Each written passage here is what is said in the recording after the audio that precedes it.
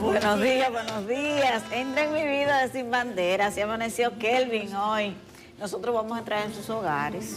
Ya estamos en su vida cada día en Despierta con CDN a través del canal 37 y otras plataformas en las que pueden entrar en contacto con nosotros. Buenos días en este martes 4 de noviembre del 2025. Gracias a Dios que nos ha dado la oportunidad de este nuevo amanecer y de poder iniciar la jornada junto a ustedes que nos sintonizan cada mañana para iniciar la jornada informativa. Como cada día trae su propio afán, hoy la noticia es la suspensión, posposición sin fecha de la 10ª Cumbre de las Américas, que ustedes saben que estaba pautada para este 4 y 5 de diciembre aquí en República Dominicana, que es el país anfitrión de esa 10ª cumbre y se desarrollaría en Punta Cana. Ayer, al terminar el día, la Cancillería informó en un comunicado que debido a que no hay condiciones regionales, que hay muchas tensiones regionales, pues esta cumbre se va a posponer para otro momento para el 2026, que esa fecha nueva será consensuada, por supuesto, con los organismos como la OEA, pero específicamente con los Estados Unidos. Automáticamente el secretario de Estado de los Estados Unidos, Marco Rubio, hablando en el nombre del gobierno de los Estados Unidos, dio su respaldo a la decisión del gobierno dominicano. Y entre los aspectos a resaltar de las causas para la decisión que dio a conocer el gobierno es que más adelante se podrían integrar gobiernos que tengan nuevos gobiernos, nuevos países, naciones que tengan modelos más democráticos. Eso da el indicio de que podrían generarse cambios al interno de algunos de los países que no tienen este tipo de sistema ahora, y que fue una de las razones que generaron contradicción en la convocatoria de la cumbre, cuando el gobierno dominicano informó que no había invitado a 3 países, Cuba, Venezuela y Nicaragua, porque tienen unos regímenes dictatoriales y que además no forman parte de la OEA. Debido a eso, entonces, ustedes saben que países como Colombia y México decidieron tampoco participar en la cumbre, pero igual Estados Unidos tiene desplegada toda una acción con un lenguaje en palabras y en actos que es más bélico que de consenso. Por lo tanto, hay toda una situación generalizada en la región que no genera el contexto adecuado para un encuentro de esta naturaleza. Así que vamos a ver qué sigue. Nosotros vamos a conversar hoy con un especialista sobre estos temas, muy bien documentado, con una visión muy clara sobre los consensos, el multilateralismo, que es Nelson Espinal Báez, y más adelante vamos a entrar en contacto con él para conocer su perspectiva sobre este tema de que la 10ª Cumbre de las Américas ha sido pospuesta para el 2026, pero todavía no tenemos la fecha específica. El periódico El Caribe de hoy trae una información entre el 6 y el 23 de diciembre también se va a desarrollar una cumbre en Brasil, y el presidente Luis Abinader había informado que participaría y que el gobierno dominicano tendría una amplia participación allí. Sin embargo, el periódico El Caribe ha adelantado que el presidente Abinader no va a asistir a ese encuentro sobre el clima que se va a desarrollar en Brasil este año. Así andamos. Otro tema vinculado, por supuesto, también a los Estados Unidos son las elecciones de hoy en ese país, en varios estados, para elegir gobernadores, para escoger alcaldías y también representantes al Congreso. Pero donde se ha centrado la atención es en Nueva York, por supuesto, por la composición de esta ciudad que tiene muchísimos inmigrantes, especialmente porque es el estado más poblado de los Estados Unidos, y se sabe que va a ganar el musulmán, que tiene la ventaja en todas las encuestas porque es un estado demócrata, pero se ha postulado como candidato independiente también del Partido Demócrata, pero no en la boleta de ese partido, Andrew Cuomo, que paradójicamente tiene el respaldo del presidente Donald Trump, que ha dicho que lo apoya, pero Cuomo reaccionó rápidamente y dijo, no es que él está a favor mío, es que está en contra de Mamdani. Lo que pasa es que Trump ha calificado a Mamdani, que es el favorito para ganar la alcaldía de Nueva York, como comunista. Vamos a ver cómo se desarrolla esa elección. De seguro vamos a tener el resultado hoy, pero va a servir para tomar el pulso de cómo varios estados valoran la gestión del presidente Donald Trump, que además los republicanos llegan a esta elección con el gobierno de Estados Unidos parcialmente cerrado, porque ustedes saben que el Congreso no ha aprobado el presupuesto. Aquí también de alguna manera vinculado a los Estados Unidos, el ex embajador Wally Brewster ha dado de qué hablar. Ustedes saben que el fin de semana salió la información de que él, no sé, investido de qué tipo de autoridad, investido de cuál autoridad, pues ofició una boda en Santiago entre dos hombres, y ayer la Junta Central Electoral en un comunicado les recordó que aquí el matrimonio es entre un hombre y una mujer establecido por la Constitución de la República y que la ley 423 establece quiénes están calificados para oficiar matrimonios. El embajador Brewster, me parece que hoy hay un comentario en el periódico El Caribe, en la página 2, que dice que él se pasa. Me parece que él no ha estado a la altura de la apertura que ha tenido el pueblo dominicano, de respetarlo. Cuando llegó aquí como embajador, vino con una agenda no diplomática, sino con una agenda de promover valores contrarios a lo que caracteriza al pueblo dominicano, que cree en la familia, que es un pueblo cristiano, y él vino con una agenda diferente y se le toleró. Y lo que exhibió durante todo ese tiempo fue un comportamiento de prepotencia, de superioridad, y de que usted le abre las puertas de su casa y él llega a su casa a hacer lo que él quiere, a violentar las normas morales, y lo sigue haciendo. Yo creo que ya llegó el momento de decirle al embajador Brewster que basta, que él tiene derecho a creer lo que él quiera, a promoverlo, pero que lo promueva en otro lugar, porque aquí de diferentes maneras se le ha hecho saber que no es agradable ese atentado, esa agenda que él tiene contra los valores de la familia y los valores cristianos que caracterizan al pueblo dominicano. Creo que fue un representante de la iglesia evangélica al que escuché decir que él se ha ganado que se le declare persona no grata en la República Dominicana. Y yo creo, embajador, que ya usted se ganó eso.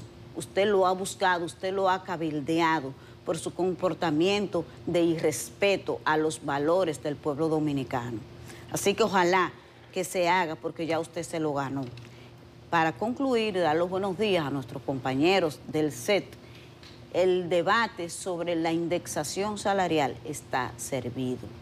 Los trabajadores, según las informaciones que da el senador de la capital, Omar Fernández, más de 700,000 trabajadores estarían siendo afectados porque desde el 2017 no se indexa el salario, que ahora solo se hace hasta los que ganan un poco más de 34,000, pero no llega a 35,000, y que este tope debería correrse, ¿verdad?, hasta los asalariados de 52,000 pesos. Ayer respondió Magín Díaz desde la semanal con el presidente, que encabezó el presidente Luis Abinader, y dijo que están contemplando esto, pero que se sabe que se va a dejar de percibir una cantidad de recursos que para el próximo año son superior a los 18,000 millones de pesos. Pero el debate está servido. La indexación salarial a los trabajadores que establece el Código Tributario. Buenos días a ustedes y por supuesto a los compañeros de trabajo. Buenos días, Yanesi, buenos días, Catherine, buenos días, amigos que nos sintonizan, que hoy nos escuchan en este martes 4 de noviembre. Dice producción que hoy es día de la UNESCO. la Organización de las Naciones Unidas para la Educación, la Ciencia y la Cultura. Habrá que ver cómo está el presupuesto de la UNESCO después de los recortes de que ha sido objeto por parte del más grande donante de la misma y sostenedor del andamiaje burocrático, que es el gobierno de los Estados Unidos. Hoy hay elecciones, como tú muy bien señalaste, Yanesi, en Nueva York, New Jersey, Virginia, California, Pensilvania y Texas. Pero las elecciones son las de New York. Aunque hay en 6 estados, las elecciones son la del estado de New York y la de Nueva York como tal, la alcaldía de Nueva York, donde Zohran Mamdani pues, es el favorito. Y entonces, al final de cuentas, en un punto del mapa de los Estados Unidos, ahora mismo se va a debatir el modelo, el conflicto ideológico que a grandes rasgos proyecta o sobre el cual se cimenta la política interior del señor Donald Trump, que es el de nosotros contra ellos. Señor Donald Trump, que recordemos que es un neoyorquino de pura cepa, o sea que es un tema que le compete en lo personal. En el día de ayer señaló que si ganaba Mamdani, no solamente dijo que votaran por Cuomo, quizás haciendo referencia al viejo adagio de que el enemigo de mi enemigo es mi amigo, sino que señaló que ponderaría el recorte de recursos federales hacia la ciudad de Nueva York en caso de que Mamdani ganara. Los recursos federales actualmente están en el orden de 7.400 millones de dólares, que representa un 6.4% de los gastos totales de la ciudad de Nueva York, que casi siempre cuando está en quiebra. O sea que realmente es una amenaza importante. Habrá que ver la efectividad electoral de la misma, pero en todo caso alguien diría que es un problema de los neoyorquinos, pero no es solo un problema de los neoyorquinos, es un problema de debatir un modelo. Y además recordemos que en ese lugar es donde vive la mayor concentración de los dominicanos, que con su brazo amigo y solidario pues también empujan y ayudan a la economía de este país. El Perú rompió relaciones con México el día de ayer, sobre la base de que el gobierno de México otorgó asilo a Betsy Chávez, quien fue primera ministra en el efímero gobierno de Pedro Castillo del 2021 a 2022. La Fiscalía peruana señala que fue una de las instigadoras, de las pocas personas que estuvo al tanto y al contacto e involucrada en el intento fallido de autogolpe del año 2022 que dio al traste con el gobierno de Castillo, quien está preso, y proceso sobre el cual la señora Chávez estaba siendo encausada. Ella se asiló y entonces eso, el gobierno peruano dice que eso no es más que una confirmación de la línea presidencial del gobierno de México para con Perú, iniciada por el señor AMLO y ahora continuada por la señora Sheinbaum. Bueno, veremos cómo va eso. Ciertamente en República Dominicana la noticia es, y en América también, es la suspensión de la Cumbre de las Américas. Estaremos hablando sobre eso más adelante. Simplemente señalar que está en las portadas físicas de los 6 periódicos impresos de la República Dominicana. No revisé la de dinero, por cierto, ese se me quedó. Pero los 6 periódicos impresos en la República Dominicana está en su portada, con mayor o menor dimensión. El Caribe es una triangulación, hay un enfoque que rememora un poco en lo geográfico aquello de la frontera imperial desarrollada por Juan Bosch en 1970 y también por el primer ministro Eric Adams de Trinidad y Tobago en la misma época. La indexación sí que es una noticia, sí que puede ser un tema. La Fuerza del Pueblo dijo ayer que no va a aprobar el presupuesto si no se discute el tema de la indexación, que recordemos que es hasta los 52.000 pesos. El ministro de Hacienda dijo ayer, como buen dialogante, que bueno, que sí, que está de acuerdo siempre y cuando le busquen su dinero por otro lado. O sea, ni que sí ni que no, pero todo lo contrario. Una salida muy elegante de parte del ministro Magín Díaz, porque ciertamente indexar implica ubicar unos recursos, aunque la indexación está en el código. Sin embargo, quien sí le ripostó al senador Omar Fernández fue el director de aduana, el señor Yayo Lobatón, secretario de Finanzas del Partido Revolucionario Moderno, a propósito de que en dicha comunicación, en dicho escrito donde el senador Fernández señalaba de que había que revisar los subsidios mal focalizados, aparte del tema de la indexación, el señor Lobatón le dijo, sigamos hablando de salarios, sigamos hablando de debate fiscal, pero con los subsidios no, porque eso es lo que ayuda a nuestra gente a superarse. Le respondió duro pero elegante el director de aduana. Esa es una discusión que estará ahí y a medida que el presupuesto se vaya cerrando y a medida que enero venga bajando y por ahí se sientan y se vuelan los vientos de una, ya no será reforma, sino ajuste fiscal, como le quieran llamar en términos nominales, veremos en qué terminará eso. Y a propósito de la Fuerza del Pueblo, felicidades, porque el día de ayer juramentó a los miembros de la dirección política que democráticamente fueron seleccionados en su proceso interno el día 15 de septiembre para así completar la matrícula de esa dirección política. Extendemos una felicitación al organismo porque cualquier esfuerzo institucional de orden interno que conduzca al fortalecimiento de los partidos políticos, y en este caso el principal partido de la oposición, sin duda que contribuyen al fortalecimiento de la democracia dominicana. Buenos días. Buenos días. Buenos días. Ustedes mencionan las elecciones en algunos estados. La mayoría son estados demócratas. Nueva York, New Jersey, Virginia. En esos tres ganó Kamala. Es decir, que no puede haber sorpresa de que gane un demócrata, pero estas elecciones van a ser un termómetro de cómo hablan las urnas, porque también hay muchas votaciones parciales. Pongan la atención a Texas, que hay esos referéndums que hacen de constitución, de presupuesto, de coger ediles. Ahí podía verse la diferencia. Obama se metió en la campaña electoral de Texas, está impulsando a una pupila demócrata. Póngale atención porque esto va a ser un termómetro. Se dice que Trump está perdiendo mucho en Estados Unidos, incluso entre los jóvenes y entre su base, la MAGA.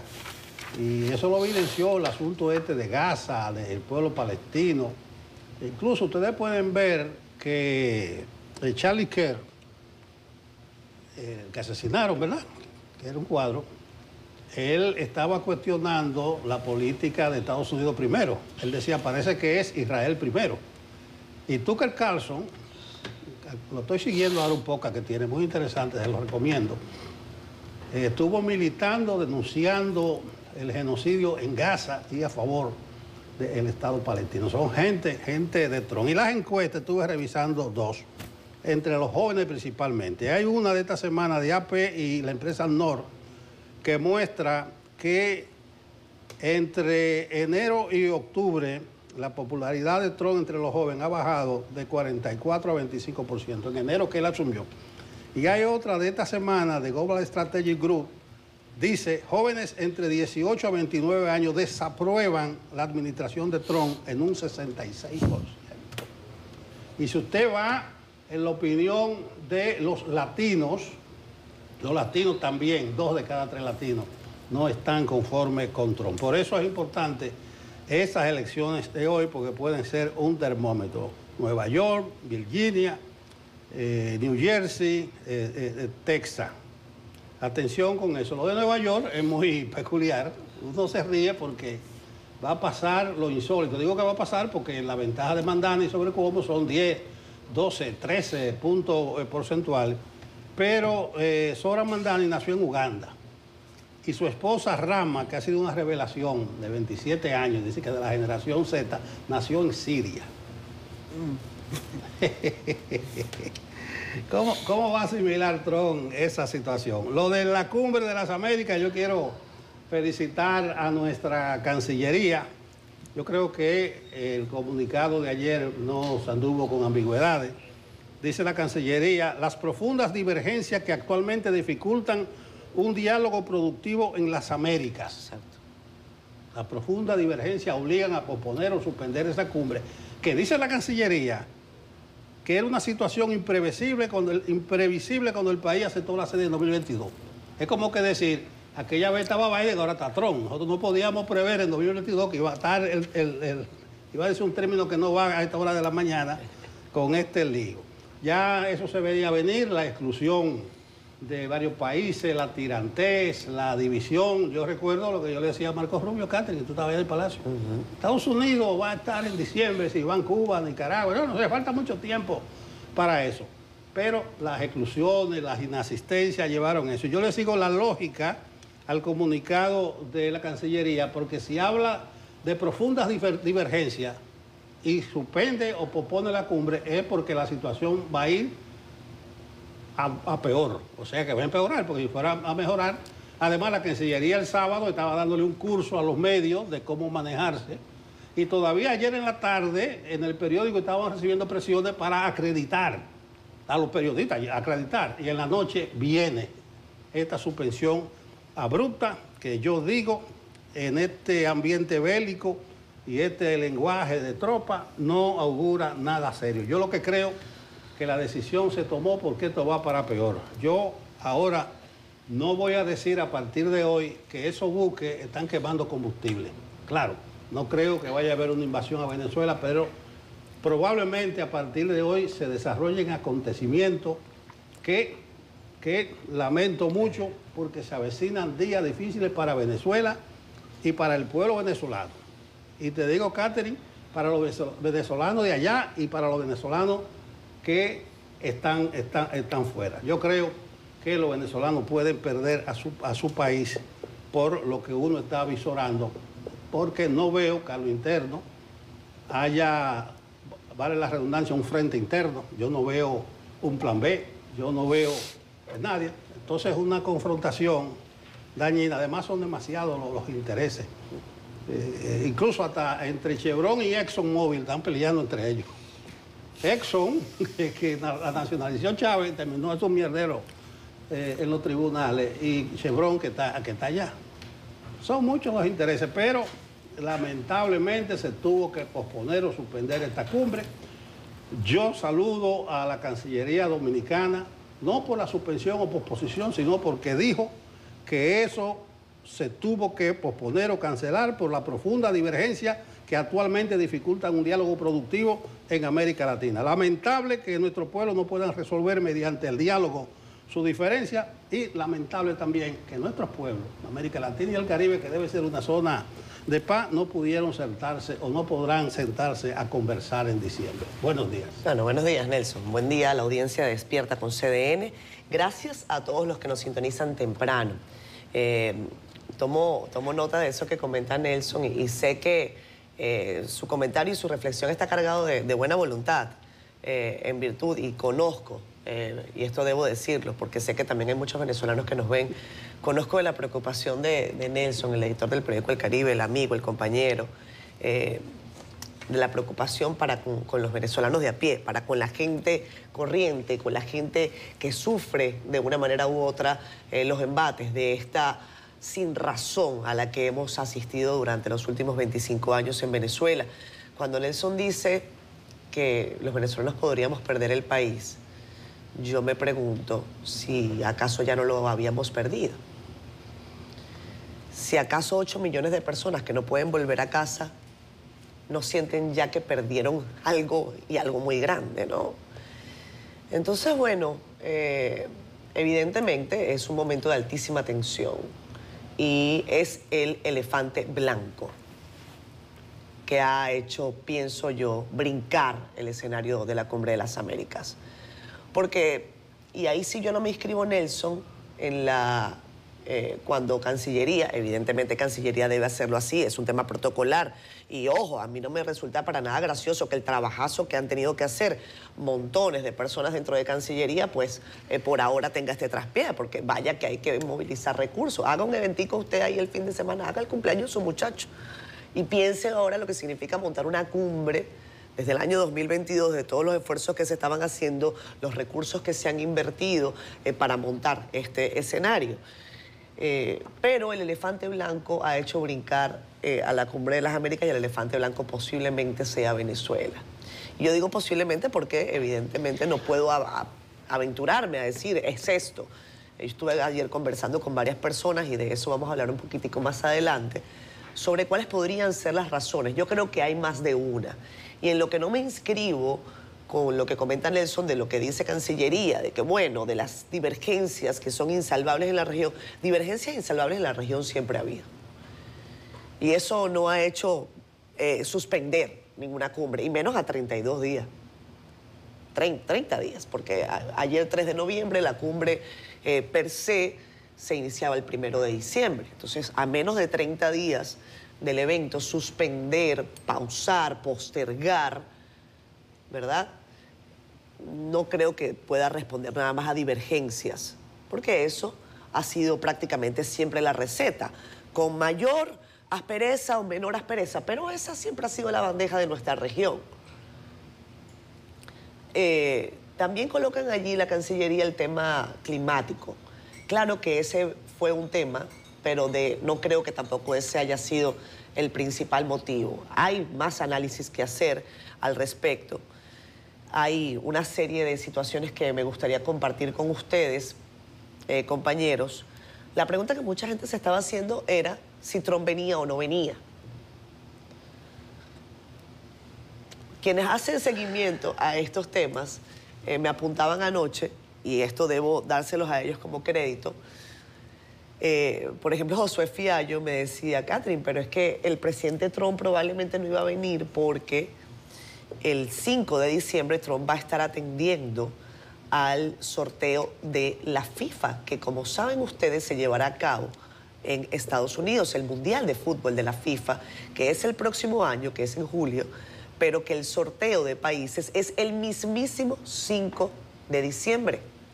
O sea, el día de la cumbre, el día donde los jefes de Estado se iban a reunir.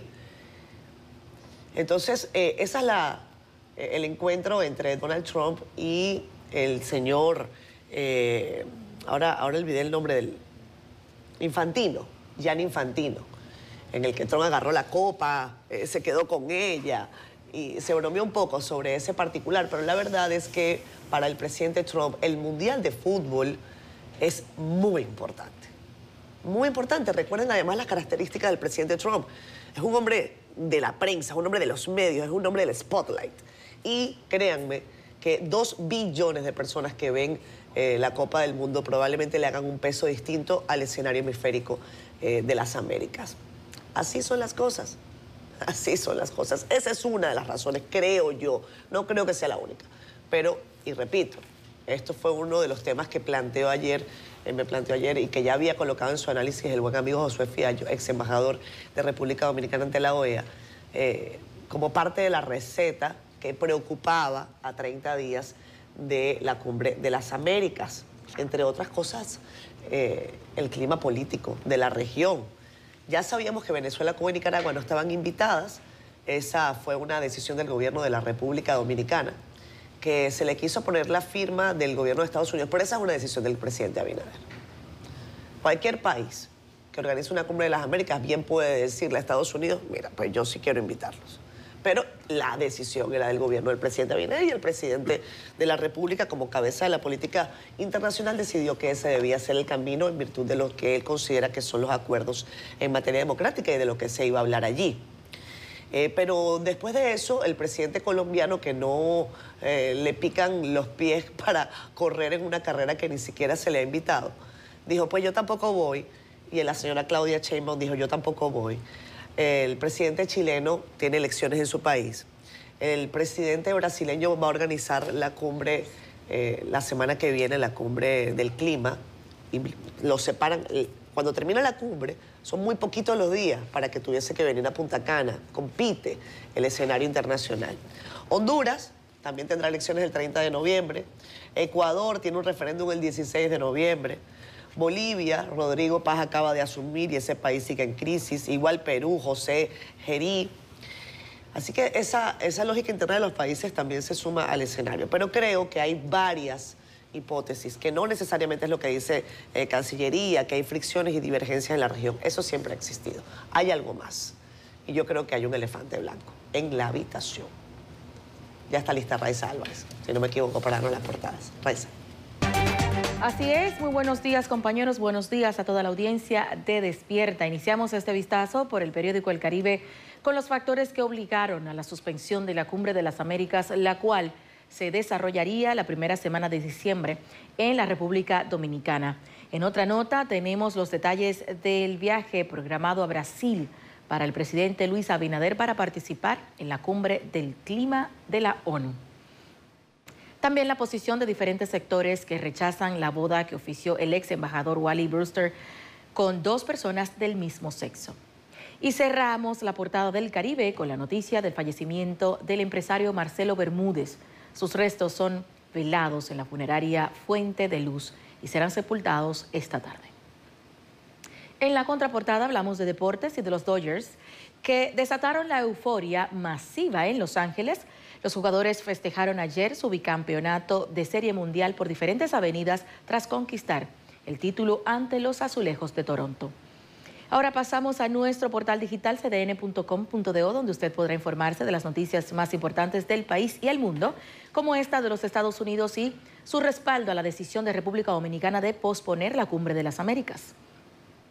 En otra nota, ampliamos sobre las opiniones que ha generado la publicación de las actas de evaluación de jueces de la Suprema Corte de Justicia. Y cerramos con la respuesta de Eduardo Sanz Lobatón al senador Omar Fernández y su postura en defensa de los subsidios sociales. Así que les invitamos a que usted visite nuestro portal digital cdn.com.do. Además, adquiera un ejemplar de nuestro periódico El Caribe para que esté enterado de estas y otras informaciones en todo momento. De mi parte es todo. Continúe con Despierta. La lluvia se han enamorado de República Dominicana. Bueno, yo creo que se han casado con el país porque no hay manera de que se vayan. Vamos a ver el reporte del clima para hoy y para mañana a cargo de Jim Suriel.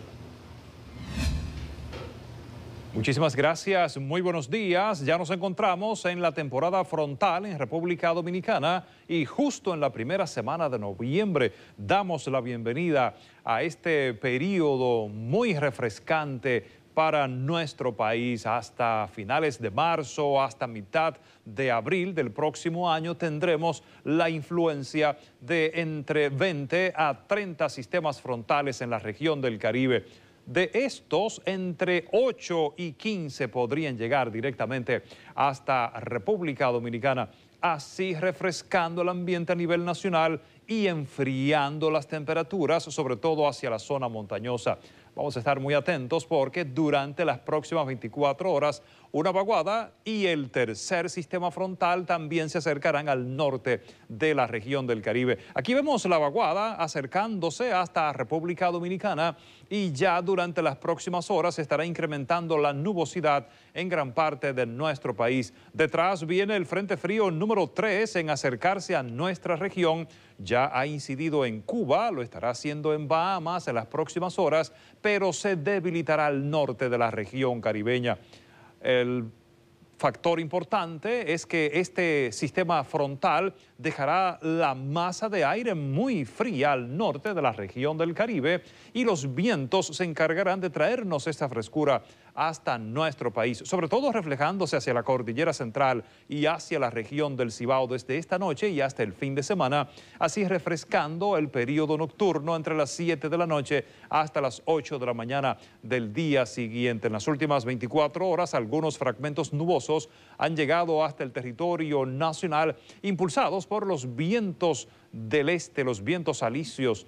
Así que se han desarrollado algunos chubascos, especialmente hacia el litoral caribeño, por ese flujo de vientos húmedos. Ahora en la mañana podrían ocurrir también algunas precipitaciones moderadas hacia el sur, sureste, también hacia el este y parte de la cordillera central, pero ya cerca del mediodía incrementará la nubosidad y la ocurrencia de lluvias hacia la mitad norte de República Dominicana y en la tarde tendremos periodos lluviosos más significativos en gran parte de nuestro país. Estas han sido las informaciones del tiempo. Muchas gracias, Jim. Contigo a la pausa. 7:44 minutos de la mañana. Gracias a ustedes por continuar con nosotros. Seguimos por acá en Despierta con CDN. Vamos a revisar parte de sus comentarios en Facebook Live. Ahí está mucha gente conectada. A ver, comenta Norca Conde. Saludos, buenos días. Nos vemos desde Arkansas. Este día oramos por nuestro país. Que Dios tenga misericordia y haya paz y armonía. Saludos, Norca. Un abrazo para ti. José Ramírez. Buenos días desde San Tomás. Con respecto a la boda del ex embajador. A ver, dice, demuestra el nivel de certidumbre de nuestro país y cómo nos visualizan desde afuera, tan grandes que son los Estados Unidos. Pedro Celestino Rodríguez, saludos, buenos días. Lamentamos la situación de Venezuela. Francisco Marte me dice, chama, el fin está cerca. Fernando del Orbe dice, para aumentar el salario, que es una miseria, no hay dinero. Pero para botellones y pensiones de gente que nunca han dado un golpe en el Estado, para eso sí aparece dinero. Comenta por acá Frank Pérez Mota. El sábado 8 estamos aniversario de la tragedia de Jet Set, así es. Solamente se comenta cada aniversario, los demás días no se habla. Es decir, que los próximos comentarios son el 8 de diciembre, llegará al olvido, como los casos de la cárcel de La Victoria y otros casos. ¿Quién en la Procuraduría es responsable de abrir de nuevo el juicio a los implicados? Gracias, Frank. Pero no coincido aquí tanto contigo. No solamente nosotros lo mencionamos cada 8, sino que recurrentemente, y si hay algo de lo que yo me he encargado y no me importa, es eso, de que cada vez que el tema lo amerite se menciona. Claro, yo no voy a cambiar la agenda nada más para hablar de ese tema, hay muchos temas importantes, pero ese comentario con nosotros no es. Jacqueline Pérez, buenos días, bendiciones, feliz martes de Atomayor. Está comentando Johnny Díaz, gracias Johnny. Comenta Alan, también está con nosotros, gracias. Dice que está cumpliendo aniversario con su novia. Y Andy Heredia dice buenos días y bendiciones, que Dios ponga en gracia a Venezuela y que Maduro madure y caiga. 7:46 minutos de la mañana. Fede. Bueno, el Ministerio de Relaciones Exteriores informó la posposición de la Cumbre de las Américas para el próximo año. Por la trascendencia de esta información, a continuación vamos a dar lectura íntegra al comunicado dado a conocer el día de ayer. Luego de un cuidadoso análisis en la situación de la región, el gobierno dominicano ha decidido posponer para el próximo año la celebración de la 10ª Cumbre de las Américas. Esta medida ha sido consensuada con nuestros socios más cercanos, incluyendo Estados Unidos, impulsor original de este foro, y otros países clave. Asimismo, hemos consultado con los representantes de las principales instituciones internacionales involucradas en la organización de la cumbre, como el secretario general de la Organización de los Estados Americanos y el presidente del Banco Interamericano de Desarrollo. Todos los recursos invertidos hasta la fecha servirán para el año próximo, incluyendo las reuniones hemisféricas programadas en nuestro país. En el año 2022, al momento de asumir la responsabilidad de realizar la Cumbre de las Américas, eran imprevisibles las profundas divergencias que actualmente dificultan un diálogo productivo en las Américas. Ante esta situación se suma el impacto causado por las recientes eventos climáticos que han afectado gravemente a varios países de la región. República Dominicana propuso su candidatura para sede de la 10ª Cumbre de las Américas durante la 9ª, celebrada en Los Ángeles, California, Estados Unidos, en junio de 2022. La Asamblea General de la OEA la aprobó por aclamación ese mismo año en Lima, Perú. Desde aquel momento, el gobierno dominicano ha venido trabajando arduamente para garantizar el éxito del evento. Este esfuerzo incluyó la coordinación logística con la OEA y todas las organizaciones involucradas. El país ha cumplido cabalmente con todos los requerimientos de este compromiso. Esta posposición conlleva nuevas consultas sobre la fecha de la cumbre y ampliar el diálogo para incluir los nuevos gobiernos democráticamente electos que surjan. Agradecemos todos los esfuerzos para apoyar la organización de este cónclave, países hermanos, organismos internacionales, representantes del sector privado, de la juventud, de la sociedad civil y las instituciones del gobierno dominicano, cuyo compromiso y entusiasmo han sido esenciales. República Dominicana reafirma su apuesta por el multilateralismo, la política de buena vecindad y las alianzas para impulsar la integración regional. Así pues, adicionalmente a eso, podríamos señalar que el secretario de Estado de los Estados Unidos se manifestó tras la suspensión de la Cumbre de las Américas.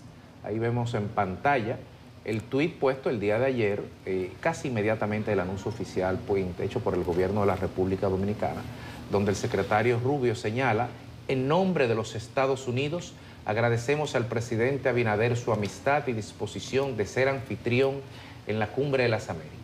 Apoyamos plenamente la decisión de posponer la cumbre y seguiremos colaborando con la República Dominicana y otros países de la región para planificar un evento productivo en 2026 que se centre en fortalecer las alianzas y mejorar la seguridad de nuestros ciudadanos. Yo estuve hablando de la situación de Donald Trump cómo va perdiendo popularidad y cómo ha intronizado un estilo de gobernar sobre la base del sometimiento de los más pequeños, sobre la base de la fuerza. Nos estamos dejando dividir América Latina y el Caribe de manera innecesaria. Siempre ha existido muchas divisiones. Usted va a la cumbre iberoamericana y los presidentes, con sus grandes diferencias, pueden sentarse a discutir, pueden sentarse a hablar, pero ahora ni eso se puede porque el discurso es totalmente excluyente por razones políticas e ideológicas. Bueno, ya está lista la llamada que anunciamos más temprano con el especialista en estos temas, Nelson Espinal Báez, que va a compartir con nosotros su perspectiva sobre esta decisión que ha tomado la República Dominicana. Buenos días, Nelson. Gracias por madrugar para compartir con la audiencia de Despierta con CDN sobre el tema de la principal noticia del día de hoy. Buenos días. Buenos días, un placer estar con ustedes y con la amable teleaudiencia. Así es, hemos amanecido con informaciones de último minuto sobre la suspensión de la Cumbre de las Américas. Si pudiera compartir con nosotros, Nelson, tu perspectiva sobre esta decisión del gobierno dominicano, qué representa para la política exterior de la República Dominicana y si puedes darnos una lectura del contexto regional que según el comunicado de la Cancillería motivó esta decisión. Mira, la posposición de la cumbre, de la 10ª Cumbre de las Américas, estaba prevista celebrarse en Punta Cana. Desde mi punto de vista, no fue una retirada ni un gesto improvisado. Más bien fue una lectura estratégica del momento político complejo que ha vivido la región en las últimas 2 décadas. Un tiempo en que cada país toca su propia música y nadie quiere, o casi nadie quiere afinar el conjunto. Más bien una decisión calculada. Y todo apunta a que el gobierno dominicano no actuó en solitario ni en forma apresurada. El hecho de que Marcos Rubio agradeció a las pocas horas al presidente Abinader su liderazgo y confirmó el respaldo de Washington a esta decisión. Es decir, fue una decisión compartida, es la primera interpretación que doy. Y segundo, había un consenso de que no había consenso, había un acuerdo de que no hay acuerdo. El continente, toda la región, no ofrece condiciones mínimas para un diálogo productivo. Pues convocar a un diálogo en el momento en que Estados Unidos y Venezuela están en confrontación abierta entre gobiernos progresistas y conservadores y dentro de los organismos multilaterales, habría producido más ruido que resultados. Entonces, es como, yo diría que fue una lectura estratégica a la situación compleja, enredada del hemisferio. Nelson, sí. Nelson, la pregunta es, ante esta posposición, entre comillas, de la cumbre, sin fecha cierta, puesta para un año 2026 que ni siquiera ha empezado, ¿podemos, al margen del tema de la cumbre, pensar que el escenario en el sur del Caribe se quedará estanco o que se radicalizará en cuanto a las maniobras y los efectos que se están dando en esa zona? Buena pregunta, Federico. Creo que se va a radicalizar. Y tratando de citar a Juan Bosch, el Caribe ya no será frontera, sino escenario. Nelson, quiero preguntarte sobre las razones que da la Cancillería Dominicana en el comunicado. Desde el punto de vista de las cumbres y los escenarios hemisféricos, tal y como tú bien señalas, casi siempre hay un acuerdo de que no hay un acuerdo, de que no estamos de acuerdo en todo. Eso es evidente. La pregunta es si esa razón es suficiente, porque dice Cancillería que hay una serie de divergencias prácticamente insalvables en la región y que el momento en que ellos asumieron el compromiso de realizar la cumbre, pues ese escenario no estaba planteado de esa manera. Además, argumentan otro tema que es el asunto de los recientes eventos climáticos en el Caribe. Yo estuve revisando el proyecto de la Declaración de Punta Cana, que es este documento en el que van los países trabajando desde hace meses para poder presentar un proyecto de acuerdo en la cumbre. Y hay varios elementos que saltan allí. Uno de ellos es que había al menos incongruencia, desacuerdo en la nomenclatura a usar. Para Estados Unidos, por ejemplo, hay migrantes ilegales, hay países de la región que insisten en mantener el lenguaje del derecho internacional, que insisten en que nadie es ilegal per se, sino que lo que es ilegal es su condición migratoria. Por ejemplo, eso estaba generando algunas desavenencias. Pero eso, y el tema del cambio climático, ojo, esto era importante también. Para Estados Unidos, el cambio climático, por lo menos para esta administración, no es necesariamente el cambio climático un punto de demasiado interés. Incluso parece que buscaban eliminar siempre la palabra sostenible, sostenibilidad. Y para algunos países de la región, 15 de ellos, por ejemplo, del Caribe, el tema del cambio climático es casi una razón de defender a capa y espada, porque parte de su sobrevivencia tiene que ver con la pugna que se haga para esto. ¿Cómo lo ves tú?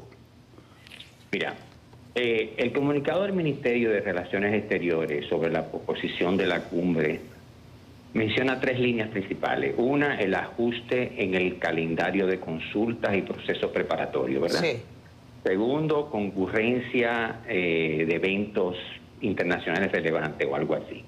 Y tercero, creo que era el interés de garantizar la participación de todos los jefes de Estado y de gobierno. Es decir, apelan a razones logísticas y a oportunidad diplomática. Ahora bien, por ahí no es que...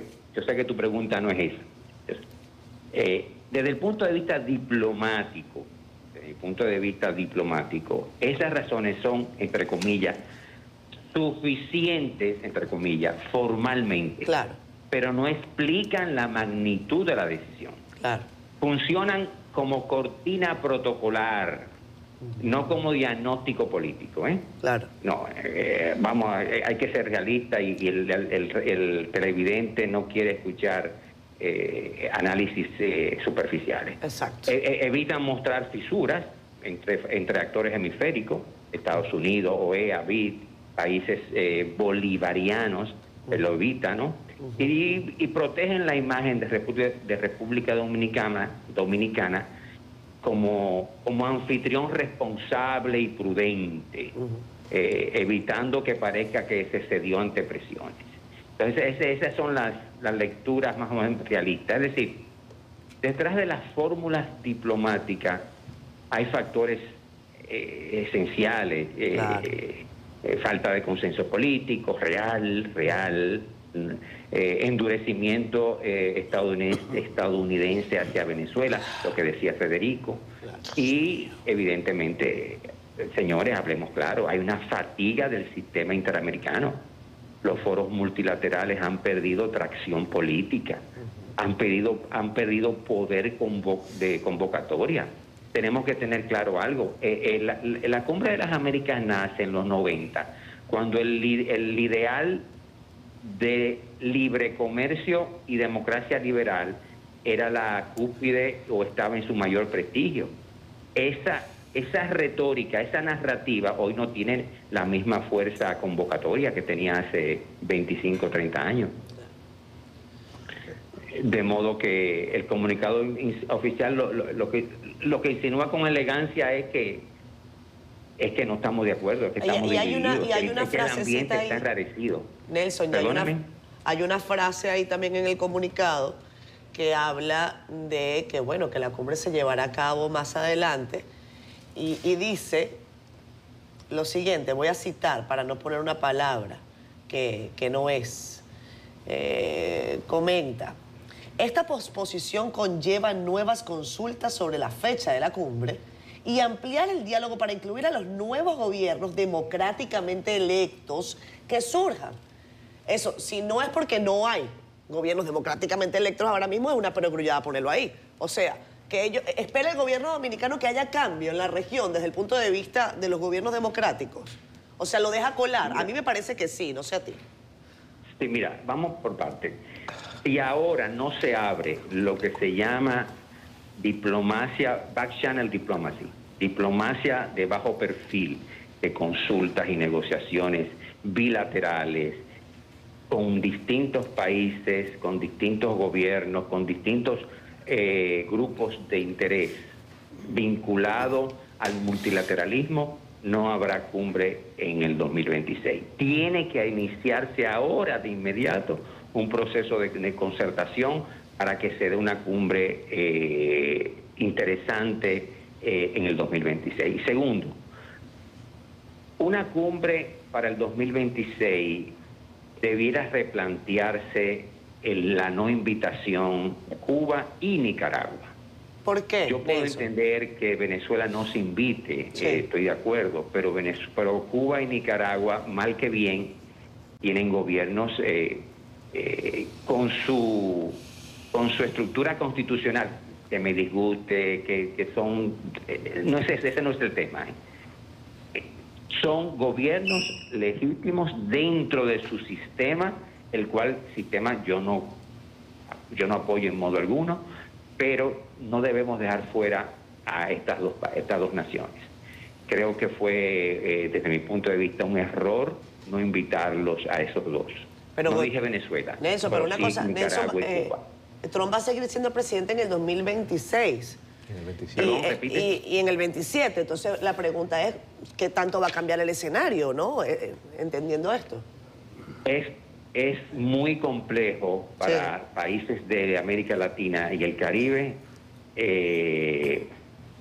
no ser realista en estos momentos con el presidente Donald Trump en la presidencia de los Estados Unidos. Tocayo. Hablemos claro también, esa Claro. es la otra cara de la moneda. O sea, no es un presidente, es un presidente que se toma muchas las cosas personal y toma decisiones de Estado por su punto de vista personal. Y eso, cuidado, tenemos que tenerlo los dominicanos y cualquier país del hemisferio. Bueno, Tocayo, lamentable que no haya acabado el tiempo.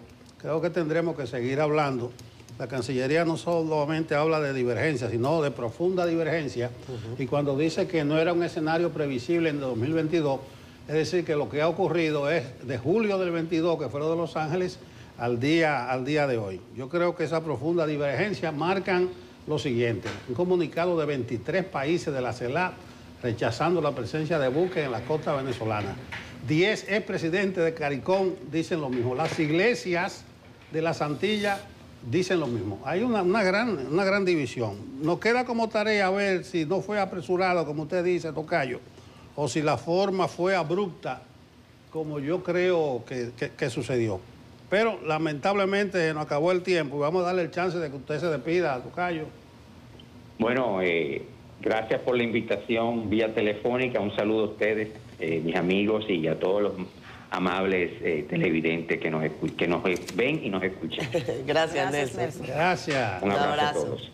Vamos a la pausa. Sí, nos vamos a la pausa, pero si le damos la connotación política e ideológica, no hubiera existido el por qué no te callas del Exacto. rey a Chávez, ni la asistencia de Fidel a las cumbres iberoamericanas, masiva. Es decir, que han cambiado Han cambiado mucho. las Cuando se decidió hacer una elección en el 2022, no se pensaba que Maduro se iba a robar una elección en el 2023, en el 2024. Es correcto. Por eso te digo, son cambios. Si le damos la connotación político-ideológica, estamos perdidos. No se va a poder hablar, no se va a poder dialogar. Pero lo relevante es lo que tú señalas, Nelson, y comparto contigo eso, es la posición del gobierno de la mejor manera posible, minimizar el impacto de una decisión que se tenía que tomar desde la perspectiva de garantizar el éxito de la reunión, y las condiciones no estaban dando para el éxito. Creo que fue una salida elegante. Una pausa. Problemas por doquier, por donde quiera que usted mire, observe la realidad, encontrará un problema. Vamos a hablar aquí de lo que no necesariamente es un problema, aunque sí una discusión, los medicamentos de alto costo. Vamos a hablar de Senasa, está diciendo que se quiere que se olvide esos problemas, y del sistema de salud, que alrededor del Consejo Nacional de la Seguridad Social, de las ARS, son muchos los temas. Ojalá que nos alcance el tiempo para abordar algunos de ellos con Rafael González. Él es el secretario de Salud del Partido de la Liberación Dominicana, PLD. Buenos días. Buenos días, gracias por permitirme dirigirme al país y al mundo a través de este programa. Y mano a la obra. Vamos a comenzar con SENASA. ¿Ustedes tienen alguna posición acabada que no sea las denuncias que se han hecho de que... Mira, el Partido de la Liberación Dominicana inició a mediados del año pasado un andamiaje en los medios de comunicación hablando de un profundo problema que había en SENASA, llamando la atención el que SENASA estaba contratando él directamente servicios y recontratando la administración de riesgos de salud. Y eso fue rebatido en múltiples ocasiones por el presidente de la República. La última denuncia que hicimos con relación a un funcionamiento entramado en SENASA, el presidente la respondió diciendo que lo que la oposición quería era que sacaran los 2 millones de nuevos afiliados pobres que se incluyeron en SENASA, y que en SENASA no había ningún problema, que lo que había era que inyectarle recursos, y eso estaba haciendo él, inyectándole recursos de forma responsable, y eso era calidad del gasto. 6 semanas después, entonces, se hacen los reportes, se destapa el problema de SENASA ya de forma meramente visible, y entonces el presidente, sin tener ningún pudor, se destapa diciendo que ya él sabía eso, que en SENASA había problemas, y que en noviembre 21 del 24 le había mandado al Ministerio Público y a la Contraloría a hacer una investigación en SENASA. Olvidando que él hacía 6 semanas, había dicho en la semanal, que en SENASA no había ningún problema, que lo que tenía era la oposición, la voluntad de que se sacaran lo que él había entrado. Porque nosotros sabíamos que en SENASA había un problema profundo de funcionamiento y que eso se había entramado con la contratación directa de instituciones por parte de SENASA. Y eso está visible. Lo que nosotros como oposición hicimos la semana pasada fue demandar que el gobierno, a través de su Ministerio Público Independiente, diera una respuesta, porque las personas lo que quieren saber es qué está pasando después de un año de investigación. Tomándole la palabra al presidente, porque él dijo que en noviembre del 2024, no sé si ustedes lo vieron en la semanal, en el show que él hace toda la semana, que él había instruido a 3 instituciones para que hicieran una investigación en SENASA. Instruyó, de su palabra, al Ministerio Público, instruyó a la Contraloría e instruyó a la Cámara de Cuentas. La Cámara de Cuentas hizo un informe que ellos hicieron una entrega de ese informe al Ministerio Público hace ya casi 2 meses, y todavía no hay ninguna noticia de que se haya interrogado a nadie, de que se haya llamado al incumbente para interrogarlo, después de que se haya hecho oficialmente una entrega al Ministerio Público y que se haya llamado hace un año al Ministerio Público. Eso preocupa. ¿Usted cree que hay encubrimiento entonces? Nosotros creemos que está pasando lo que ha pasado con las demás instituciones que han despachado a los incumbentes sin ninguna investigación. Ustedes saben, porque ustedes fueron eco aquí, en este mismo programa, de la denuncia que se hicieron de la contratación de butacas y de libros que nunca aparecieron, y eso da al traste con la separación del puesto de un ministro de Educación que más nunca ha podido entrar al gobierno. Y de eso no se ha hablado. Pero en ese mismo año, una institución internacional dio la señal de que se había estado haciendo un tráfico con las vacunas AstraZeneca. Se separó el ministro, y eso rondaba los 2.100 millones de pesos. Y se separó el ministro, se fue para su casa, y de eso no se ha hablado más nunca. Pero el ministro que sustituyó, el ministro de Educación, de los libros, también se denunció que se compraron unos libros que vinieron con faltas ortográficas, que venían inadecuadamente. Ese ministro se fue a su casa y todavía no hay ninguna investigación. Entonces, lo que nosotros decimos es que tenemos un presidente que habla flamantemente de un ministerio público independiente, pero es meramente independiente para ser inoperante con los casos que suenan en este gobierno. Porque no se ha hecho ninguna instrumentación, a menos que no sean los casos de confrontación política, como es el caso de Jochi Gómez y ese grupo, que están intentando limpiarlo de lo que es corrupción y lo que se están desviando de lo que es la instrumentación del expediente, intentando someterlo por espionaje y por terrorismo. Es decir, que tenemos un ministerio público que no quiere operar en relación a investigar los casos propios de este gobierno, que son muchos, porque también vayamos al contrato de Aerodón y lo que está ocurriendo, lo que está ocurriendo con la asignación del aeropuerto de Pedernales. Doctor, ¿qué ocurrió ahí? Entonces tenemos un ministerio público que no da ninguna respuesta a ninguno de esos casos. Gracias. Con relación al sistema de salud, usted tocó un tema de SENASA, también tiene otros temas sobre el tapete que tratarnos. Sí. Pero desde el Partido de la Liberación Dominicana y la Secretaría que usted coordina, ¿cuál es, digamos, el diagnóstico general o la evaluación que tienen ustedes como partido del estado del sistema de salud actualmente? Bueno, nosotros hemos dicho y hemos reiterado que el sistema sanitario ha retrocedido 20 años. Y le digo que ha retrocedido porque cuando tú has logrado avances y esos avances se detienen, tú te quedas parado en un punto. Pero cuando esos avances se van a una posición mucho más atrasada, y cuando digo avances, los hospitales que recibió este gobierno, y puedo citar algunos que ustedes pueden ir a contactar, no tienen que hacerme caso a mí, ustedes pueden ir a contactar eso. Por ejemplo, el Hospital Marcelino Vélez Santana, que el gobierno pasado lo entregó funcionando, con un clima artificial, vendiendo más de 110 millones de pesos de servicio a las ARS privadas. Hoy no vende 2, porque la planta física de la hotelería ha bajado, porque ya el clima artificial se fue. De 13 quirófanos que funcionaban, solamente funcionan 5. Hace 5 años que no se hace una endoscopía en el Hospital Marcelino Vélez Santana, un hospital general.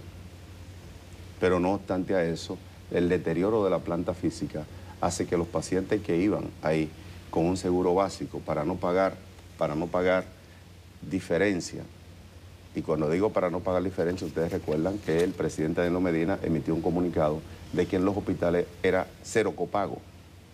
Usted llegaba con un seguro y el hospital le cobraba solamente el pago de la ARS. Y entonces eso generó que los hospitales que eran autogestionados, que tenían clima artificial, que tenían una planta física adecuada, fueran los hospitales donde se operaban los pacientes de un seguro básico, que el ARS le cubría el 80%, y entonces tenían que pagar un 20%, que eso significaba a veces 30.000 pesos, 40.000 pesos, que no era el equivalente al sueldo que cobraba este individuo mensualmente. Y entonces decidían irse a un hospital con el mismo nivel, pero con la hotelería adecuada. Eso ya no está ocurriendo.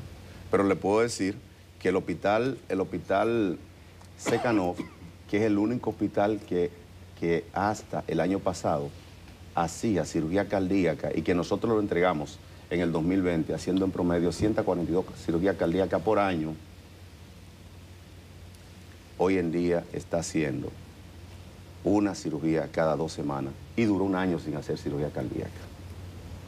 Pero no obstante a eso, vayamos al hospital Salvador Begotier. No quiero que me hagan caso, vayan ustedes a la emergencia. Eso parece un Kosovo. Cuando le digo un Kosovo es porque ahí siempre estaban en guerra.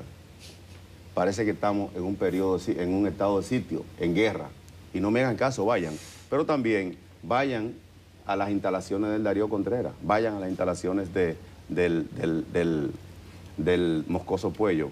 Pero lo más penoso y lo más sensible es, señores, el Hospital Nuevo del Cáncer, el INCAR. Ayer ese hospital duró 24 horas sin luz. Un caos total. Todos los equipos dañados. Era un hospital modelo en Latinoamérica, en la dirección y con la rapidez que se trataba el cáncer. Hoy en día es un hospital referidor a lo que tiene al lado, que es a Oncocer, porque no sirven los focos, los medicamentos no llegan a tiempo, Ahí está la profundidad de los medicamentos de alto costo. Se han caído los programas. Y todo eso yo le estoy diciendo y es fácilmente contactable. Vayan a ese hospital, que era un hospital moderno. Vayan. Doctor González. No me hagan caso. Entonces, cuando digo y el partido dice que hemos retrocedido, es que los programas que ya funcionaban han dejado de funcionar. Y es sencillo, es fácil de contactar. Y le digo a todos los que me entrevistan, pierdan 15 minutos de un programa e inviértanlo en uno de esos hospitales, a ver si estamos mejor o estamos peor. Doctor González, yo quiero preguntarle sobre el tema de los medicamentos de alto costo. Usted hizo una denuncia en el sentido de que hay parte de esos medicamentos que se estaban incluso venciendo, que no le estaban llegando a la gente, que la gente estaba muriendo a la espera de recibir esos medicamentos. Le respondió el director del programa de alto costo, el doctor Carlos Sánchez, y ha dicho, entre otras cosas, los siguientes datos, que es distinto lo que ustedes mencionan como programa de alto costo a lo que se tiene ahora, porque según dice, hasta el 16 de agosto de 2020 habían 2.700 pacientes recibiendo medicamentos continuos en el programa de alto costos, y dice el director de esa entidad que actualmente ahora hay 80.000. No, 8.100. 80.017, dice no, la nota de prensa. Hay un problema. Hay un error ahí. Hay un error ahí. Pero sí le quiero decir una cosa. Triplicado. Yo no he dicho, y es lo que le dije al señor, no he dicho que la inversión en salud y específicamente en el programa de alto costo se haya reducido. Lo que he dicho es que está mal gerenciada. O sea, usted lo que dice es que hay un problema de gerencia y distribución. Es lo que le digo. El gobierno está invirtiendo 1.7 del PBI en salud. Ahora, ¿hay dirección en esa inversión? No, porque los problemas ya estaban resueltos. Hemos vuelto a ellos. Pero vayamos al origen de su denuncia. ¿De dónde viene? ¿Por qué digo eso? Hace 3 meses, 4 meses, yo denuncié en un programa de televisión que el Departamento de Alto Costo del Ministerio había devuelto 92 ampollas de regofenil. Sí. Eso es un medicamento utilizado para el cáncer hepático. Pero no obstante a eso, se devolvieron esas ampollas porque se vencieron. Habían 15 pacientes en lista de espera. ¿Y dónde se vencieron? En el almacén. Entonces, ¿qué significa eso? Pero que se hayan vencido, perdón, y viene la pregunta. Esos 15 pacientes que estaban en espera, ¿no había manera de compensarles con otro tipo de medicamentos del programa? Lo que pasa es que cada ampollita de ese medicamento, cada frasco cuesta $3.100. Ok. Entonces, ¿qué significa eso? Que hay pacientes que mueren toda su vida y no lo tienen. ¿Entiendes? Y el que lo tiene no busca la asistencia en alto costo, se va. Entonces, ¿qué ocurre? Lo penoso de eso es que se hayan devuelto medicamentos porque se vencieron cuando tú tienes la lista de espera. Porque lo original es que si tú tienes gerencia, los medicamentos se devuelvan porque se vencieron porque nadie lo demanda. Ahora, eso no lo desmintió en su declaración. ¿Por qué? Porque nosotros tenemos el documento. ¿Y usted sabe desde cuándo fueron comprados esos medicamentos? Esos medicamentos se compraron, según la información que nos dio el presidente de la Sociedad Dominicana de Oncología, 2 años antes de su vencimiento. Pero habían pacientes que incluso murieron en el trayecto, porque no lo estamos inventando. Murieron en el transcurso de esos 2 años y no llegaron los medicamentos. ¿Ustedes saben por qué? Porque no hay gerencia. Ahí eso se desmanteló. Y un programa que ya funcionaba, se sacó a todo el que ya sabía cómo funcionaba eso para poner personas nuevas. Entonces, eso que había costado cerca de 15 años establecer una fluidez y una conexión con todas las instituciones, se desmanteló. Y por eso ahora nosotros tenemos que volver.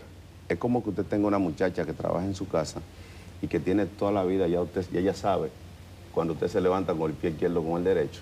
Y de momento usted tenga una muchacha nueva. ¿Usted sabe lo que significa? Que usted va a tener que decirle, mire, usted tiene que ver esto, 5, 6, 7 y 8 veces. ¿Por qué? Porque la rutina y el servicio tiene una rutina que se llama inducción y el tiempo lo da. ¿Entendió? Y el tiempo lo da. Entonces, habíamos ganado ya 15 años habíamos ganado ya 15 años y esas instituciones funcionaban, y entonces ahora tenemos que se desmanteló todo eso y la gerencia no funciona con relación a los medicamentos de alto costo. Doctor. Vea que yo no le he desmentido lo que él dijo, porque verdaderamente nosotros invertíamos cerca de 2.700 millones de pesos al año. Ellos están invirtiendo cerca de 8.000. Ahora, ¿hay gerencia en eso? Porque no se corresponde que yo tenga pacientes que tengan 2 años entrando los papeles y no le lleguen los medicamentos, que le dan un número de WhatsApp que no responde, que la Sonia Matos haya muerto 8 meses después sin una sola dosis porque los medicamentos no llegaron. No es posible que Marcorelli hubiésemos tenido que hacer una compañera de nosotros, hacer un serrucho para comprarle los medicamentos que ya funcionaban, que eran los medicamentos biológicos, para revertir las enfermedades autoinmunitarias. Claro. Y entonces, ¿cómo es que si usted tiene mayor recurso, nosotros los médicos, que somos los que derivamos a los pacientes, ahora tenemos más problemas para conseguirlo? Pero usted dice que no es corrupción, sino incapacidad.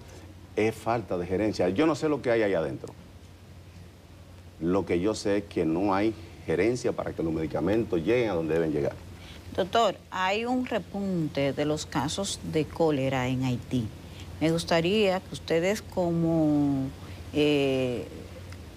área del sistema de salud que vigila, ¿verdad?, el sistema de salud en la República Dominicana, nos pueda decir que además de preocuparnos, ¿qué se está haciendo hasta donde ustedes saben y qué se debe hacer para evitar que lo que ocurre allá, debido a las situaciones de deterioro de absolutamente todo en Haití, pues pueda afectar la salud de la República Dominicana? Cuando tú tienes un estallido, un brote, lo primero que tiene que establecer el ministerio, que en este caso es el rector y vigilante, lo que tiene que hacer es un cerco epidemiológico. Ese cerco epidemiológico tiene que ver con enfocarse en 3 cosas. Primero, la barrera, que eso se establece con los mecanismos del Estado, la barrera. Segundo es identificar los casos sospechosos. Y tercero es darle seguimiento a lo que pueden pasar esa barrera por cualquier circunstancia. Eso es lo que se llama el cerco epidemiológico. ¿Se está haciendo?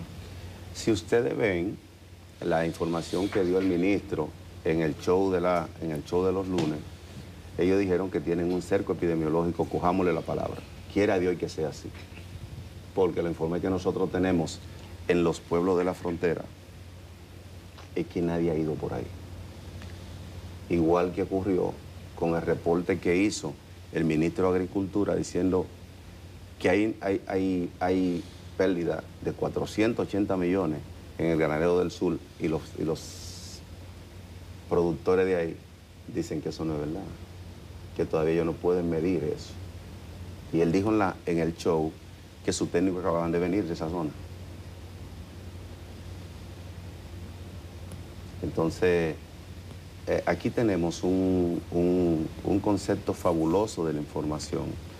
No entiendo yo cómo, si todavía estamos envueltos en un fenómeno, ya tú tienes diagnóstico de desastre, ya tú tienes diagnóstico de pérdida, acabado, y lo da en un sitio donde está el número 1.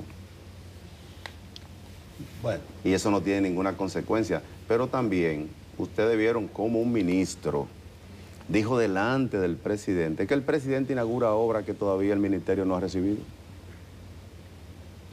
¿Ustedes no vieron eso? Que lo dijo el ministro de Obra Pública con relación a la grieta de la circunvalación. Delante del presidente, dijo ese ministro, y sigue en el ministerio, que el presidente fue a inaugurar una obra que los técnicos del ministerio no han recibido. Señor, ¿y hasta cuándo vamos a llegar con las informaciones de yo decir lo que me dé la gana ante una prensa sin ningún régimen de consecuencias? Porque si hubiese sido un presidente que se respeta, se queda callado y el ministro llega a su despacho, y cuando llega al despacho está el decreto que lo sustituye. Bien, Rafael, gracias. Porque eso es grave. Lamentable, no hablamos propiamente del partido y de la perspectiva, pero con tu discurso me doy cuenta que según el PLD todo está mal, pero muy mal en el sistema de salud. Muchas gracias por tu presencia. Gracias, doctor Carlos González, por acompañarnos. Secretario de Salud del PLD. Decía un anuncio que no sé si está vigente, que República Dominicana lo tiene todo. Y entre todas las cosas, todos los tesoros que tiene este país único en el mundo, hay una piedra semipreciosa que todos conocemos porque es parte de nuestra identidad, de lo que somos, que es el Larimar. El próximo 22 de noviembre se celebrará el Día del Larimar en la República Dominicana y está con nosotros la ingeniera Golila Tuf Jiménez, directora de promoción minera del Ministerio de Energía y Minas, y vamos a hablar sobre el Día del Larimar, sobre las actividades que están pautadas para ese día y, cómo no, sobre los temas de interés que tienen que ver con el desarrollo de esta importantísima industria. Buenos días, gracias por estar aquí. Buenos días, gracias a ustedes por este espacio en la mañana de hoy para hablar de un tema tan bonito. Me gusta que ella dice que vamos a hablar de cosas bonitas. Ella arrancó por ahí. Sí, claro, lo es realmente. Claro, algo precioso y nuestro también. Algo tan dominicano como todos nosotros, como es el Larimar. ¿Por qué se celebra el día del Larimar y en qué centran las actividades el ministerio y en general los que están dedicados a la explotación, producción y comercialización del Larimar? Sí, mira, el Día Nacional del Larimar surge de una ley y el objetivo principal es promover el conocimiento, porque todavía recientemente pocos dominicanos sabían que el Larimar es único y exclusivo de la República Dominicana. Entonces esta ley busca promover, elevar el perfil de nuestra piedra, causar interés no solamente a nivel nacional, sino también a nivel internacional y generar con ello pues un nuevo mercado más fortalecido, vamos a decirlo así. Entonces todo el año, la verdad, es que desde las instituciones vinculadas, ya sea con la mina, con la comercialización, hasta la exportación, pues trabajamos en conjunto para impulsar el desarrollo y la sostenibilidad del Larimar. Y este día, 22 de noviembre, dado por la ley 1718, pues celebramos juntos que resultados de metas planteadas, proyectamos los siguientes pasos y hacemos una celebración destacada donde nuestros grandes protagonistas son tanto los mineros como los artesanos, diseñadores de joyas y todo el que interviene dentro de la cadena de valor del Larimar. A propósito de eso, precisamente, porque cuando vemos el Larimar, estamos viendo la materia prima de lo que se puede hacer con el Larimar. Has traído unas muestras de lo que es esencialmente esta materia prima, que son las rocas, sí, donde está el Larimar. Pero, ¿qué hay en torno al fortalecimiento de la cadena de valor del Larimar, el incremento de las capacidades de nuestros artesanos? ¿Hacia dónde estamos en materia de joyería fina, sobre todo con todos los turistas que lleguen? Hemos ido evolucionando y ha habido mucho esfuerzo para ello.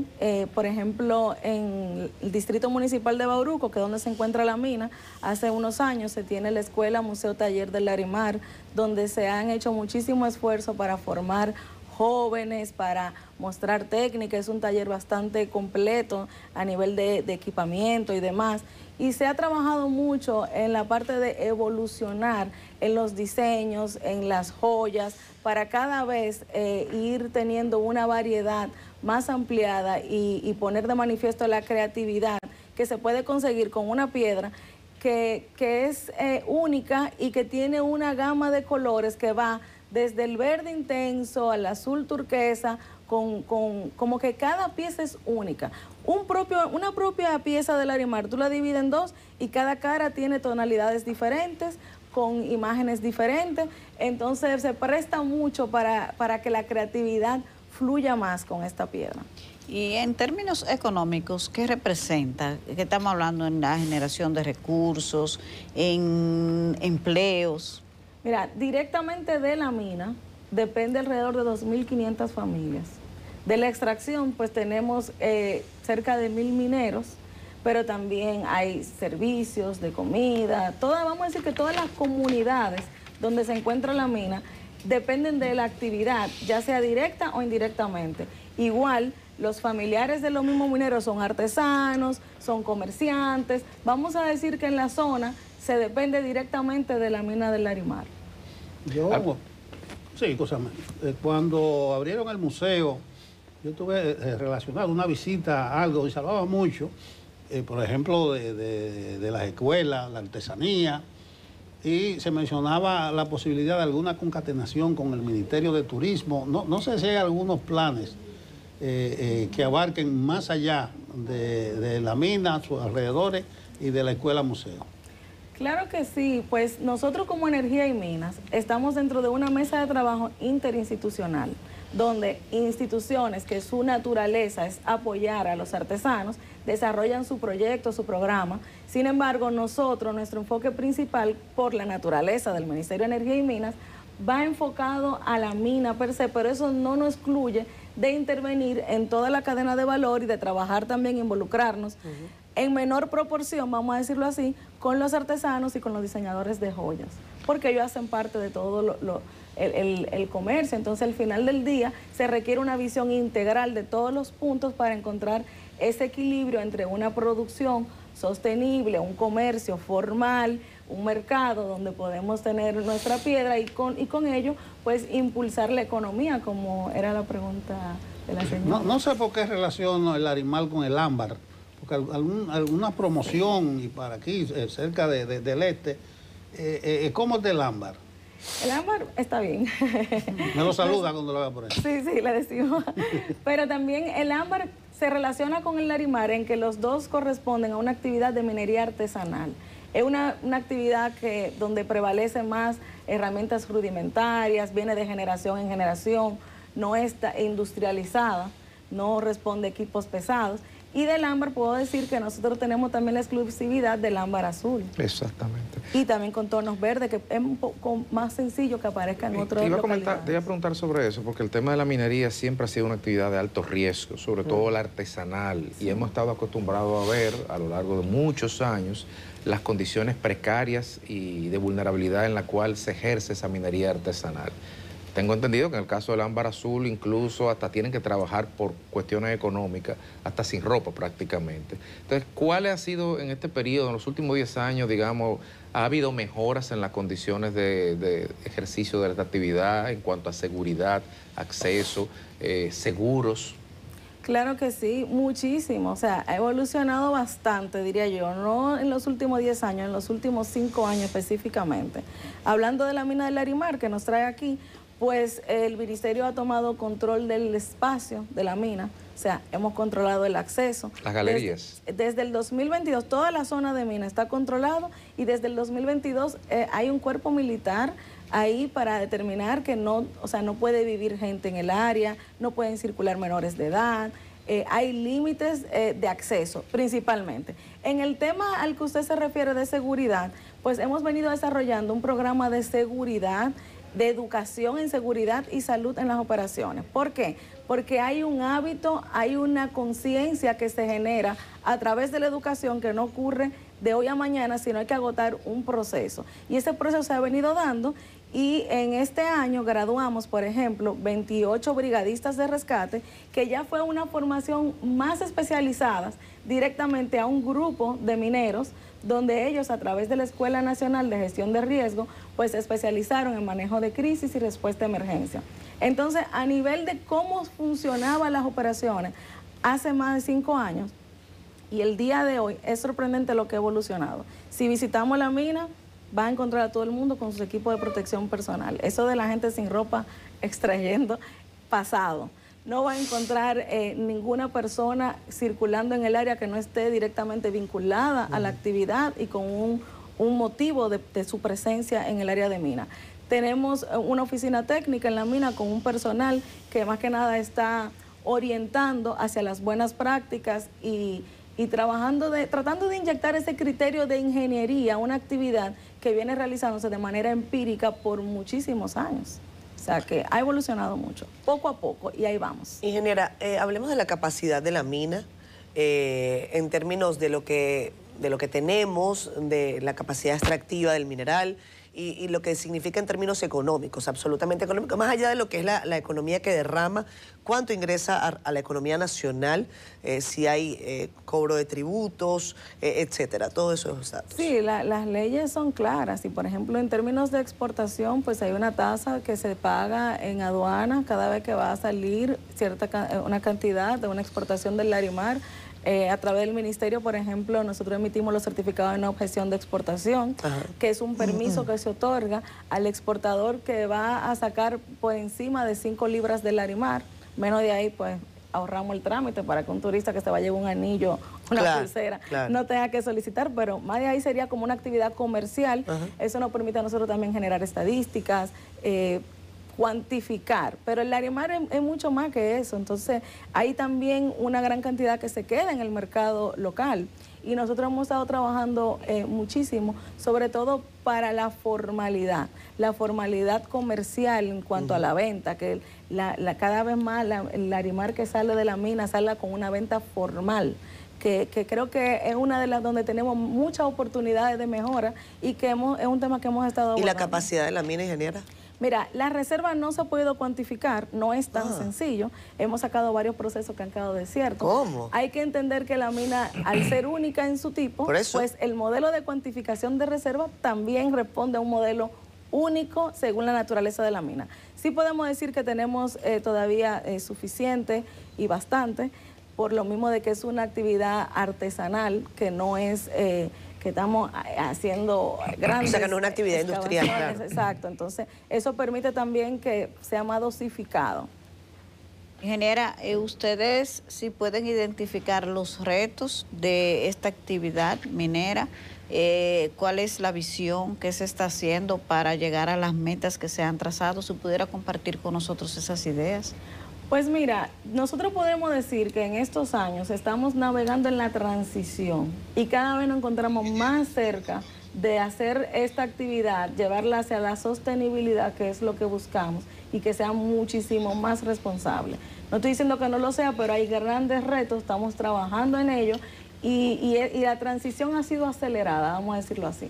Y bueno, en función de eso, pues hemos tomado muchísimas medidas con una visión integral que ha permitido que el que visitó la mina hace más de 5 años y regrese ahora pueda notar un cambio drástico desde lo que se ve de afuera hacia cómo se comportan los mineros y las actividades, cómo las realizan. ¿Hay algo especial el día 22? Claro que sí, pues celebramos el Día Nacional del Larimar y ahí va a haber muchos anuncios de logros, objetivos que impactan tanto la mina como la artesanía dominicana. Y bueno, vamos a dejar ese factor sorpresa para que ese día salgan ahí unas cuantas noticias buenísimas. Con descuento, la joyería. Habrá un gran bazar ese día y va a estar abierto al público. Va a estar abierto al público a partir de las 2 de la tarde en el Distrito Municipal de Bauruco, en el campo deportivo. Ahí es donde manda nuestra ley que debe de ser la celebración. Bueno, pues muchísimas gracias a la ingeniera Golila Tuf Jiménez, directora de promoción de minera del Ministerio de Energía y Minas, por estar con nosotros aquí hablando sobre el Larimar y sobre la próxima celebración de este Día Nacional del Larimar, el 22 de noviembre, nuestra piedra única y hermosa. Gracias por su presencia. Gracias.